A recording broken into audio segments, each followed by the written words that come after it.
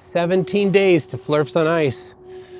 It's November 26. Let me check, hold on.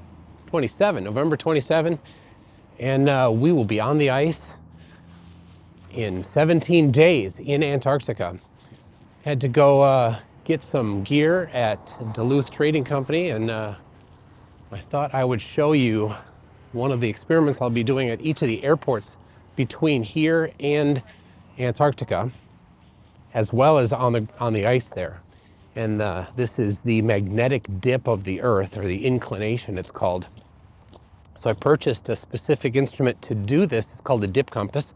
Got it in my backpack. I'll show you in a minute here. I'm gonna find a spot that's away from some buildings and not so much traffic noise, hopefully. Though there's a freeway over here, so I can only get so much quiet. But it's the magnetic field of the Earth is three-dimensional.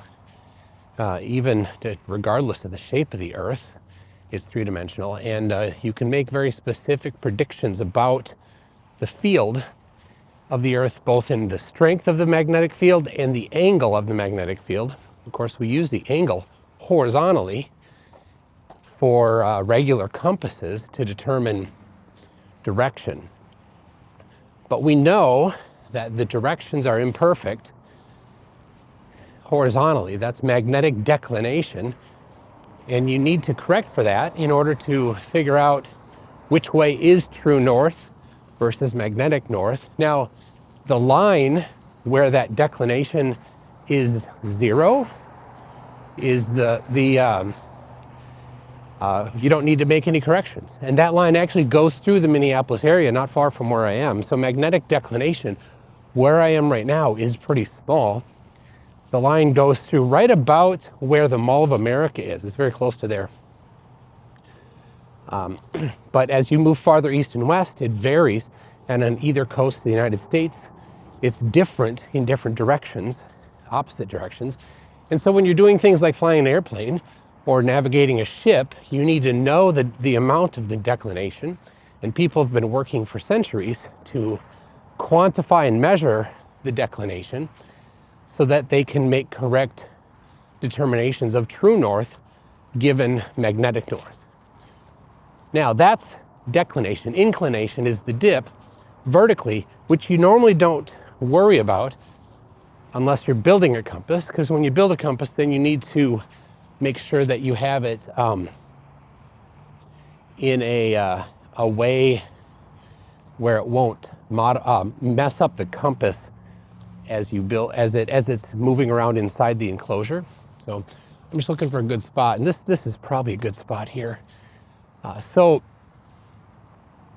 when you do when you make a compass, it's going to want to tip down toward one end, so the south end or north end, because a compass needle is a magnet. It's not pulled towards the north, it's aligned with north and south. So in reality, it's not like there is a magnet in one place on the Earth and then the compass needle points that direction. It doesn't. It points both north and south simultaneously. So near the North's magnetic pole, where I am in Minneapolis, I'm not too far from it, really. It's north of here, north of the Canadian land. It's very steep. So the prediction is about 71 degrees down, so zero is here, and so north end tipping down is 71 degrees. So it should be a pretty good amount. We'll look at that in just a second here. And as you move farther south, according to the globe, it must reduce. And then somewhere near the equator, it's actually a little bit south of the equator, the magnetic field will be horizontal. And then as you move farther south again, the south end of a magnetic dip compass needle will tip down, according to the globe. But Flat Earth has a very different prediction. The prediction for Flat Earth, since they say either that there is one magnet in the middle and it's vertically aligned and it's making a toroidal field. If you've ever heard a flat earther say toroidal field, they're talking about that. They think that there is just one magnetic pole on the surface of the Earth. They are wrong. There is objectively measured a second south magnetic pole south of Australia in the ocean, but they don't know about that. for some reason, they like to be ignorant. They're uncurious about learning about the Earth and having a good understanding of how the magnetic field of the Earth actually behaves. They don't want to know.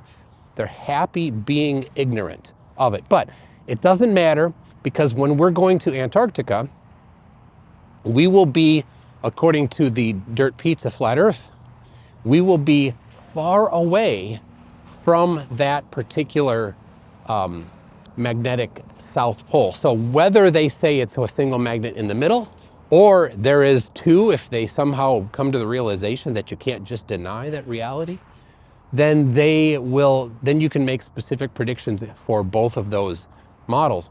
I won't be making them. I have done some of the work on my website. If you will go to mctoon.net, look for TFE experiments. I have a link to the magnetic field of the Earth, documenting my predictions for the globe and for flat Earth. And I've made requests to flat earthers.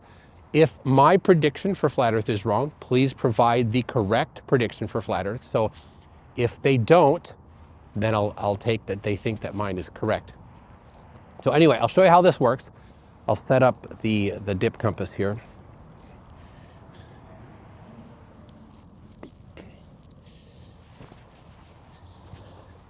Okay, so I will be bringing this to each of the airports in along the route. And the problem is, of course, that this particular case is a little big for the trip to be in this bag with other things. So I will have to, I'm looking for some other solution still. Let's see if we can get this at the right angle for you. So here is the dip compass. I have disassembled it, and I can reassemble it. It's pretty easy to reassemble. And it is not affected by being a dip compass. I don't need to worry about this thing that you need to worry about with other compasses. So here's a cheap compass. This compass here has a weight on the south end because the north end will want to pull down. So when we get to the south of the equator, I don't expect this to work very well. This is a better compass. It has a different, it's built a little differently. I expect this will probably work, but it's kind of a cheap one, so I would not be surprised if it had issues. But this compass will work everywhere. So here's how it works. You set it horizontally.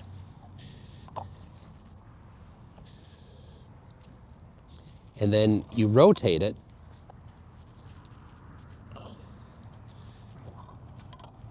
It's a little sticky in the cold here. I might have to, come on. Look at that. All right, come on. North is this way. I know that because I know where I am. So that's interesting. What's going on? I think it's the cold. I may have to see about getting a little bit of a better